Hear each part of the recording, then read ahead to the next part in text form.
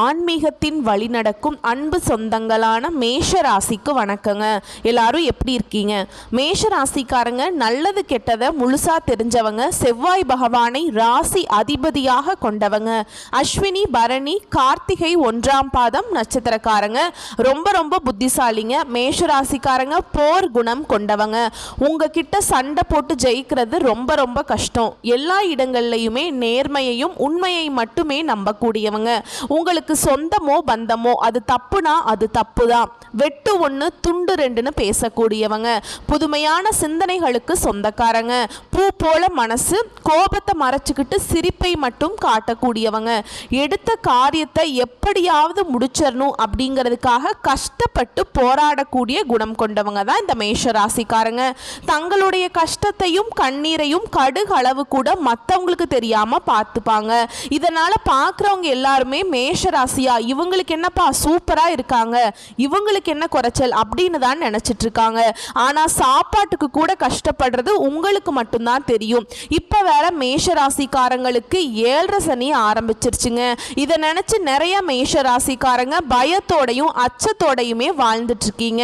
அதாவது 7.5 சனியோட பாதிப்புங்கிறது இருக்கிறது உண்மைதாங்க. அது அனைவருக்கும் இருக்குமா அப்படிங்கிறது ஒரு இதுதான். அதில் இப்போ ஒரு கோடான கோடி மேஷ ராசிக்காரங்க இருக்கீங்க அப்படின்னா எல்லாருக்குமே இதனுடைய தாக்கம் அப்படிங்கிறது, சனி பகவானுடைய தாக்கம் அப்படிங்கிறது இருக்காதுங்க. இதுல ஒரு சில குறிப்பிட்ட ஒரு சில நட்சத்திரங்களுக்கு மட்டும்தான் இதனுடைய தாக்கம் அப்படிங்கிறது ஒரு 80% இருக்குமே தவிர வேற யாருக்குமே இந்த 7.5 சனி நினைச்சு பயப்படவே வேண்டாம், பாதிப்பும் இருக்காதுங்க. மேஷ ராசிக்காரங்க சொல்றது என்ன அப்படின்னா, கடந்த 2 வருடமாகவே எங்க வாழ்க்கையில பெரிதா பொருளாதார முன்னேற்றம்ங்கிறது இல்லை. மறுபடியும் 7.5 சனி வந்தது அப்படின்னா நாங்க என்னதான் பண்றது அப்படின்னு நிறைய சிக்கல்களையும் பிரச்சனைகளையும் நாங்க பெரும்பாலும் சந்திச்சுட்டு வரோம். எங்க வாழ்க்கை இப்படியே போயிருமா அப்படின்னு நிறைய மேஷ ராசிக்காரர்களுடைய மன குமுறலாவே இருக்குதுங்க. வரக்கூடிய நாட்கள்ல இருந்து மேஷ ராசிக்காரங்களுடைய தலை விதி அப்படிங்கிறது முழுவதுமாகவே மாறப்போகுது. அதாவது பார்த்தீங்கன்னா மே மாதத்துக்கு பிறகு உங்களுக்கு 5 கிரகங்களுடைய சேர்க்கை இருக்கிறதுனால, அது மட்டும் இல்லாம உங்களுக்கு பார்த்தீங்கன்னா இந்த குரு பெயர்ச்சி மூலம் மே 14ஆம் தேதி குரு பெயர்ச்சி நடந்திருக்குங்க. மே 18ஆம் தேதி ராகு கேது பெயர்ச்சி நடந்து முடிஞ்சிருக்கு. இந்த வருடத்துல பார்த்தீங்கன்னா இத்தனை கிரகங்களுடைய பெயர்ச்சி இருக்கிறதுனால உங்க பொருளாதார முன்னேற்றம் அப்படிங்கிறது படிப்படியாகவே முன்னேற்றம் அடைய போகுது.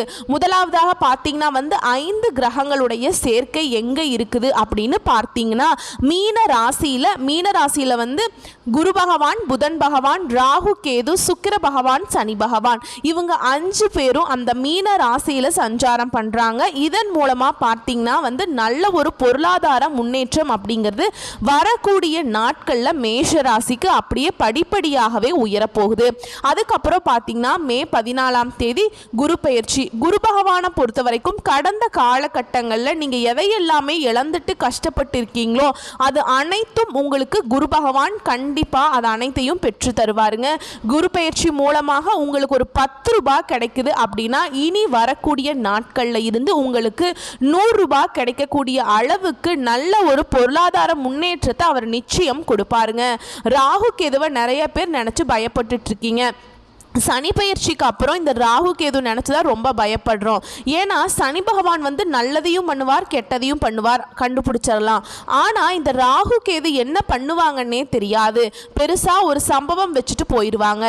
இதை நினைச்சுதான் நிறைய மேஷ ராசிக்காரங்க பயப்பட்டுட்டு இருக்கீங்க.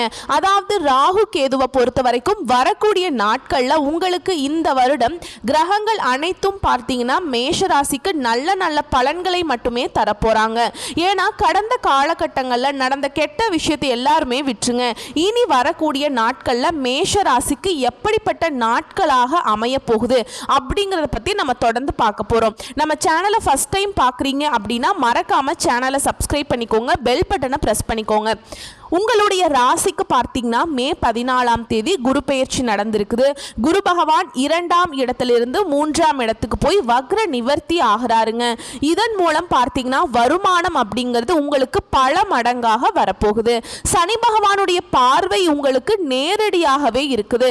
இதனால சற்று வாழ்க்கையில எந்த இடத்துக்கு நீங்க போகணும்னு ஆசைப்படுறீங்களோ அந்த இடத்துக்கு கண்டிப்பா உங்களுக்கு சனி பகவான் அழைச்சிட்டு போவாருங்க. கடந்த காலகட்டங்கள்ல பெருசா பொருளாதார முன்னேற்றம்ங்கிறது இருந்திருக்காது. ஏதோ கிடைக்கிற வேலைக்கு போயிட்டு இருந்திருப்பீங்க. ஒரு 10,000 சம்பளத்துக்கோ 15,000 சம்பளத்துக்கோ போயிட்டு இருந்திருப்பீங்க. குடும்பத்துக்காக வந்து பிடிக்காத வேலையை செஞ்சு கஷ்டப்பட்டுட்டு இருந்திருப்பீங்க. ஆனால் இனி வரக்கூடிய நாட்களில் உங்கள் தகுதிக்கேற்ற நல்ல ஒரு வேலைங்கிறது நிச்சயமாக கிடைக்கும்.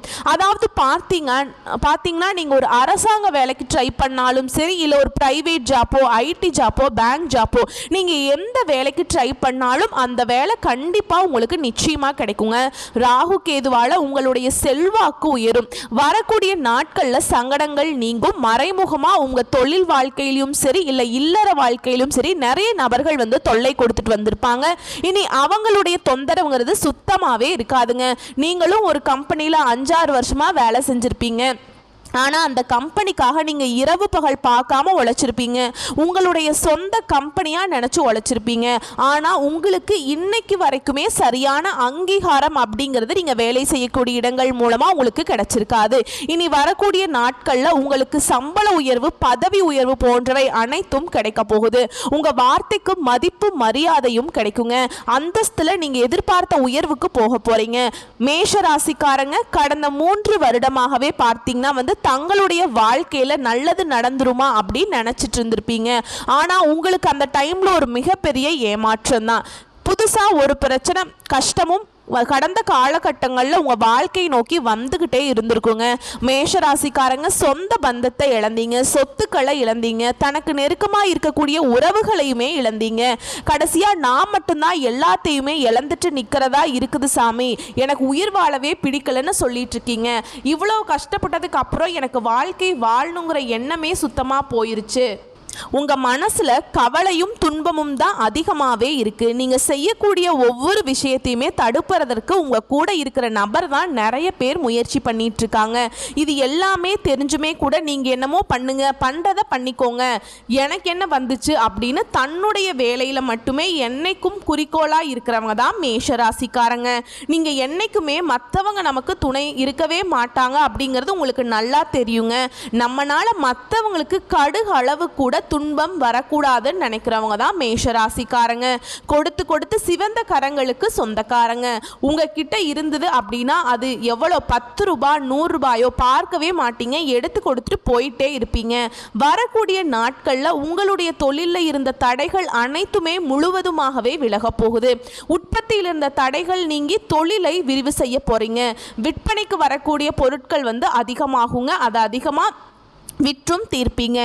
ஏற்றுமதி இறக்குமதி தொழிலில் நல்ல லாபம் கிடைக்கும். நீங்கள் செய்யக்கூடியது சின்ன தொழிலோ பெரிய தொழிலோ நல்ல ஒரு வளர்ச்சி அப்படிங்கிறது நிச்சயமாக உங்களுக்கு ஏற்படும். ஏன்னா கடந்த காலகட்டங்களில் திருமண நிலை அப்படிங்கிறது மேஷராசிக்காரங்களுக்கு ஒரு மிகப்பெரிய ஒரு கனவாகவே போயிருச்சு. ஏன்னா வயதும் பார்த்தீங்கன்னா 32, 35, 37 வரைக்குமே நிறைய ஆண்களுக்கு திருமணம் ஆகாமல் ரொம்பவே கஷ்டப்பட்டுட்டு இருக்காங்க. ஏன்னா காரணம் பார்த்தீங்கன்னா வந்து பொருளாதாரம் இல்லாததுனால இந்த மாதிரி வந்து ஏதோ ஒரு ரீசன்னால வந்து பெண் அமையறது இல்லை. இதனால பார்த்தீங்கன்னா வயதும் ரொம்பவே கடந்துட்டு போயிருக்கும். குறிப்பாக பெண்களுக்கு ஏதாவது ஒரு வகையில் திருமண நிலை அப்படிங்கிறது அடைஞ்சிருக்குங்க. ஆனால் அந்த ஆண்கள் தான் ரொம்ப ரொம்ப பாவம். வரக்கூடிய நாட்களில் இந்த குரு பயிற்சி மூலமாகவும் ராகு கேது பயிற்சி மூலமாகவும் நல்ல ஒரு வேலை அமையும். அதுக்கப்புறம் வந்து பொருளாதார நிலையும் கண்டிப்பாக உயரத்தான் போகுது. இதன் மூலமாக நீங்கள் எதிர்பார்த்த மாதிரியே நல்ல ஒரு வரன் கண்டிப்பாக உங்களுக்கு தானாகவே தேடி வருங்க. வாழ்க்கை துணையை இழந்த மேஷராசி ஆண்களோ பெண்களோ அடுத்து வந்து 2வது திருமணம், அதாவது மறுமணம் பண்ணலாமா வேண்டாமா அப்படிங்கிற ஒரு குழப்பத்திலேயே இருப்பீங்க. அப்படி 2வது திருமணம் பண்ணும்போது சமூகம் நம்மளை ஏதாவது தப்பாக சொல்லிடுவாங்களோ, இல்லை சொந்தக்காரங்க தப்பாக பேசிடுவாங்களோ, இல்லை ஃப்ரெண்ட்ஸ் ஏதாவது தப்பாக நினச்சிருவாங்களோ அப்படிங்கிற ஒரே காரணத்துக்காக வந்து நிறைய பேர் வந்து 2வது திருமணத்தை பற்றி யோசிக்காமல் இருக்கீங்க. ஏன்னா இப்போ இருக்கக்கூடிய பொருளாதார சூழ்நிலையும் இப்போ இருக்கக்கூடிய காலகட்டத்தையும் வச்சு பார்க்கும்போது ஒரு சிங்கிள் பேரண்டால் இந்த சொசைட்டியில் சர்வை பண்ணுறது ரொம்ப ரொம்ப கஷ்டமாயிடுச்சுங்க.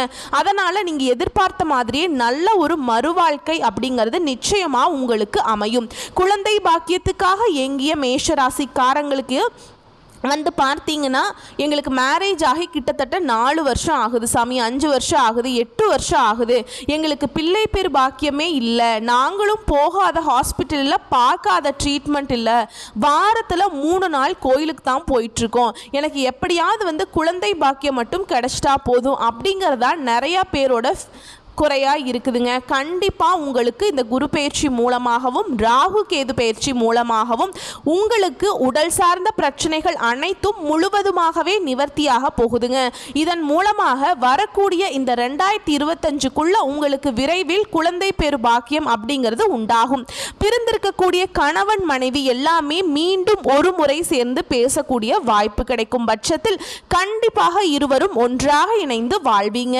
கடந்த காலகட்டங்களில் கடந்த 2 வருடமாகவே பார்த்தீங்கன்னா காதல்ல அதிகமாக தோல்வியை சந்திச்ச ராசி அப்படின்னா அது முழுக்க முழுக்க மேஷ ராசிக்காரங்க தான். ஏன்னா கடந்த காலகட்டங்களில் பெரிதா பொருளாதார முன்னேற்றம் இல்லாததுனால நிறைய சிக்கலை சந்திச்சுட்டு இருந்திருப்பீங்க. தங்களுடைய காதலை வெளிப்படுத்தும் போது அந்த காதல் கைகூடி இருக்காது. வீட்டில் போய் சொல்லும் போது பேரண்ட்ஸ் ஓகே சொல்ல மாட்டாங்க.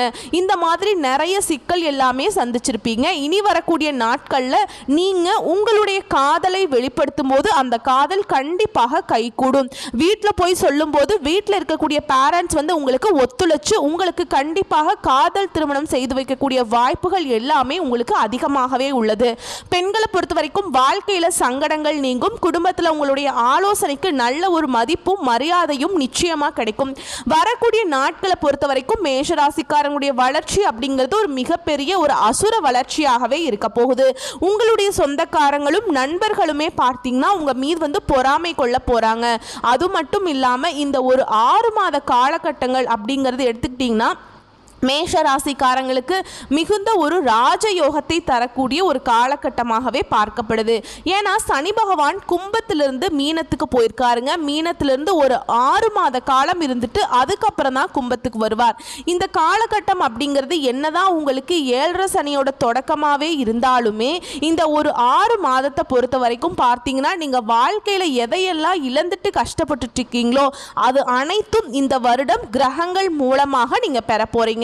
அதுக்கப்புறம் ஒரு 6 மாதம் கழித்து கூட உங்களுக்கு ஏதாவது ஒரு சின்ன சின்ன தடங்கள் ஏதாவது வரலாமே கூட இனி வரக்கூடிய நாட்களை பொறுத்த வரைக்கும் நல்ல ஒரு ராஜயோகம் அப்படிங்கிறது நிச்சயமா உங்களுக்கு இருக்க போகுது. சிலர் படிப்பதற்காகவும் வேலை விஷயமாகவும் தொழில் விஷயமாகவும் வெளியூர் வெளிநாடு போகக்கூடிய வாய்ப்புகள் அனைத்தும் கிடைக்க போகுது. கடந்த காலகட்டங்களில் உங்க குடும்பத்தில் எந்த ஒரு சுப நிகழ்ச்சியுமே நடந்திருக்காது. ஆனா இனி வரக்கூடிய நாட்கள்ல உங்க வீட்டில் திருமணம் சீமந்தம் புதிதாக வீடு கட்டுறது கிரகப்பிரவேசம் செய்யறது போன்ற சுப நிகழ்ச்சிகள் அனைத்துமே விரைவில் நடக்க போகுது. சிலர் புதிதாக தொழில் தொடங்கணும்னு நினைச்சீங்கன்னா முயற்சி பண்ணுங்க, கட்டாயம் கிடைக்கும். அந்த முயற்சிக்கு எதிர்பார்த்த உதவிகள் உங்களுக்கு நிச்சயமா கிடைக்கும். மேஷ ராசியை பொறுத்த வரைக்கும் நீங்க ஆண்களோ பெண்களோ அரசு வேலையோ தனியார் வேலையோ கூலி வேலையோ நீங்க எதிர்பாராத வருமானம் அப்படிங்கிறது உங்களுக்கு இரட்டிப்பு மடங்காக கிடைக்க போகுது. வேலையில் இருந்த பிரச்சனை தடுமாற்றம் முழுவதும் அடைய போகுதுங்க. நீங்க கூலி வேலை செய்றீங்களோ அல்லது 10 பேரை வச்சு வேலை வாங்குறீங்களோ வரக்கூடிய நாட்களில் மேஷராசிக்காரங்க பேச்சில் மட்டும் கொஞ்சம் நிதானத்தை கடைபிடிப்பது ரொம்ப ரொம்ப நல்லது. உங்க வாழ்க்கையில வரக்கூடிய இந்த ஒரு மாதத்துக்குள்ள பார்த்தீங்கன்னா புதிதாக ஒரு நபர் வரப்போறாருங்க. அவர்கள் மூலமாக உங்க வாழ்க்கையில நல்ல ஒரு முன்னேற்றம் அப்படிங்கிறது இருக்க போகுது. அது உங்க காதலியாக இருக்கலாம், இல்ல மனைவியாக இருக்கலாம், இல்ல பெற்ற பிள்ளைகளாக இருக்கலாம், இல்ல ஒரு தொலைஞ்சு போன உறவு மீண்டும் சேரக்கூடிய வாய்ப்பு கிடைக்கும் பட்சத்துல இந்த மாதிரி ஒரு ஏதாவது ஒரு உறவு மூலமாக உங்க வாழ்க்கையில நல்ல ஒரு முன்னேற்றம் அப்படிங்கிறது வரக்கூடிய நாட்கள்ல நிச்சயமா கிடைக்க போகுதுங்க. இந்த 2025 முடிஞ்சு 2026 அடி எடுத்து வைக்கும் போது 1 பைசா கடன் இல்லாம அனைத்து விதமான கடனையுமே கட்டி முடிக்கக்கூடிய அளவுக்கு நல்ல ஒரு முன்னேற்றம் அப்படிங்கிறது நிச்சயமா உங்களுக்கு ஏற்படும். வரக்கூடிய வாய்ப்பை மட்டும் கரெக்டா பயன்படுத்திக்கோங்க. வாழ்த்துக்கள். நன்றி, வணக்கம்.